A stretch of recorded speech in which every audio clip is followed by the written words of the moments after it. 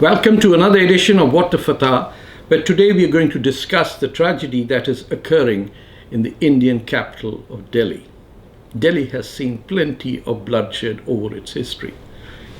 Every plunderer has come over here and ripped the city apart, from Qutbuddin Aibak, who destroyed 26 Jain temples and built the Qutb Minar, and which is resplendent in its glory and shown to everyone who comes.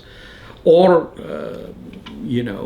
Babur himself, his legacy of the Babri Mosque, Lodi, on which Lodi Gardens is constructed and built, one of the most, I would say, loving neighborhoods of the city. And I'm mentioning this because by its very nature, the majority population of India, that's the Hindus, have never really held grievance. Otherwise, there wouldn't be a Qutb Minar, there wouldn't be Lodi Gardens, and there wouldn't have been even an Aurangzeb road in that city. But primarily, there are people who take time in cyclical matters. Unlike Muslims, we have a very linear concept of time. The Hindus have an ever-evolving, it's two completely different concepts of time. And so forgiveness and getting on is inherent as part of Hindustani culture. Revenge and taking over is part of the legacy of the Umayyads, the Arabs, who did not even spare the children of Prophet Muhammad to live alive, let alone anybody else. So slaughter on one hand and forgiveness on the other comes to a head-on clash in India whenever there is a communal clash between Hindus and Muslims. This is as a background. Now, there are three questions that occur to me. There's nothing new that can be said, but these three questions are as follows. If, as is claimed by many of the Muslim leadership in India, that the Hindu nationalists, the BJP, the RSS, and there were dozens of names and nicknames for anybody who thinks that Hindutva should be part and parcel of Indian culture and heritage, they claim that it is the Hindu nationalists who caused the chaos and started this fight. Think about that. The Hindu nationalists elect Prime Minister Narendra Modi as the leader of the country. He invites the President of the United States of America, Donald Trump, to come to Delhi, sign a few accords, visit this country. Do you think it was the Hindu nationalists who, on the day Mr. Trump landed in Delhi, would start a firefight, kill a police officer, shoot him dead, burn buses, attack homes? Does it seem logical that anyone would do that?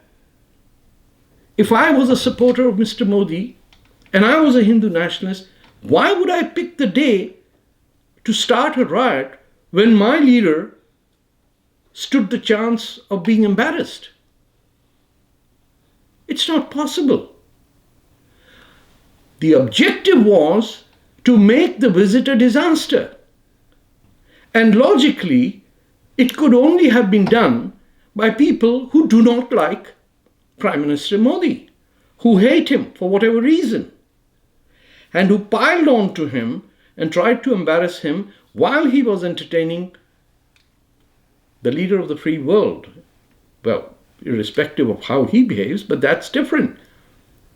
We've never heard of a foreign visitor coming to Delhi or visiting, and that day, that same day, supporters of the Indian government going crazy and killing a police officer and creating a riot. No, this wasn't possible. Number two question. How did the Intelligence Bureau officer, 26-year-old, what's his name? Ankit Sharma. How did he get identified? He was a plainclothes officer. Who identified him in the crowd? Who picked him up? Who stabbed him 400 times and then dumped him in a gutter? You think these were supporters of the Prime Minister who would do that? I don't think IB officers can be identified by ordinary people. If I was anyone, I would clearly identify this as evidence that the Pakistani ISI that operates in Delhi and who boasts that at any given time they can shut down India by holding these riots in 50 cities. That's their bold claims that they make quite openly when the mics are off and the cameras are shut down. That's what the claim is. And this is what they did. An IB officer got identified, picked up, murdered, just as President Trump was leaving the country. Is there anyone who can explain how this happened? I doubt it very much. People are talking about it was taken over here and there. My point is, who picked him out? Who said, there, sir, is Mr. Sharma, 26-year-old IB officer, young man with a life ahead of him. Let's kill him. Who could that be? You think a Hindu mob? Do you think the BJP, the RSS? Do you think Savarkar rose from his graves and said, kill, kill? No. You and I both know logically what can happen and what had happened. The third question was this. On the day Mr. Trump is in Delhi, a hashtag called Indian Muslims in Danger, that was trending. 3 months to that date, I had seen a road occupied at Shaheen Bagh, a distance between Noida, a suburb, a commercial suburb outside Delhi. The distance between that suburb, television studios are located there, and where I was living was about 45 minutes. Do you know, it took me on an average 3 hours to come and go. I can imagine what would be the impact if you multiply that by 5, 6, 7 million cars. And the concept was that, and listen to this speech. आजादी लेनी पड़ेगी और जो चीज मांगने से नहीं मिलती उसको छीन के लेना पड़ेगा, ये भी याद रखना। अब वक्त आ गया है, हमको बोला माँ बहनों को आगे भेज दिया, कुछ ब्लैंकेट में भेज दिए। अरे भाई, अभी तो सिर्फ शेरनियां बाहर निकली है और तुम्हारे पसीने छूट गए। और समझ लो अगर हम लोग साथ में आ गए तो क्या होगा। 15 करोड़ है मगर 100 के ऊपर भारी है, याद रख लेना ये बात। He says these are our lionesses that we have unleashed. Wait till you get feedback from the lions behind these lionesses. I don't think we have that clip with us, but this is what was said. But there are other clips that were played. Imagine this gentleman, Waris Pathan. He boasts that 15 million, or 150 million Muslims can fight and defeat 800 million Hindus. And that young Muslim men are more potent and better fighters than Hindus. These are speeches given before the Delhi riots, while the roads are blocked. I talked to a few of my Muslim friends and I said, you're creating a permanent wedge. Why are you making life miserable for the ordinary Delhi resident? They had no answer. They had a gleam in their eyes, a pride, because their slogans were the same as they were in 1947.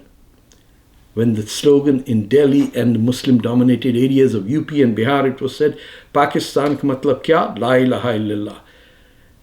Which in English would mean, what's the meaning of Pakistan? There is one God. There is one Allah and no God other than Him. That was the 1947 slogan that was repeated again in Delhi by today's Muslims. Jinnah came up. And then we also know of the Pakistan Zindabad slogans raised elsewhere. We also heard of people condemning India and boasting how if the cops were stopped for 15 minutes, they would wipe out the entire Hindu people from Hindustan. In any place that you come, whether you arrive in Canada, the United States, Great Britain, South Africa, Egypt, wherever you go, and you're the outsider, you will remain an outsider till you embrace the local culture, its terminology, its name, everything. We haven't done so. Most of us act as if we are Arabs. The Sayyids, the Zaydis, the Naqvis.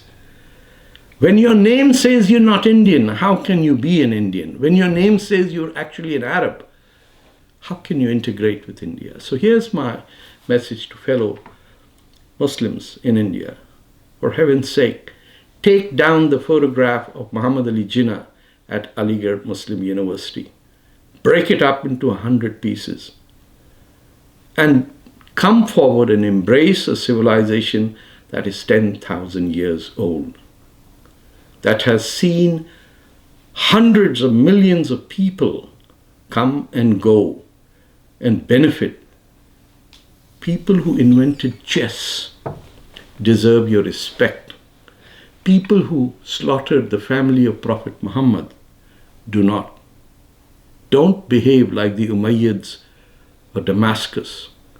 India was a place where the family of Prophet Muhammad, the progeny, took refuge in a Hindu kingdom. The first mosque in the world is in Malabar, in South India. For heaven's sake, just because not a single Mughal ever went for Hajj or visited that mosque or ever expressed gratitude for what Raja Dahir did and gave his own life to save a few Muslims, it's time we said thank you for giving us refuge in Hindustan. Jai Hind.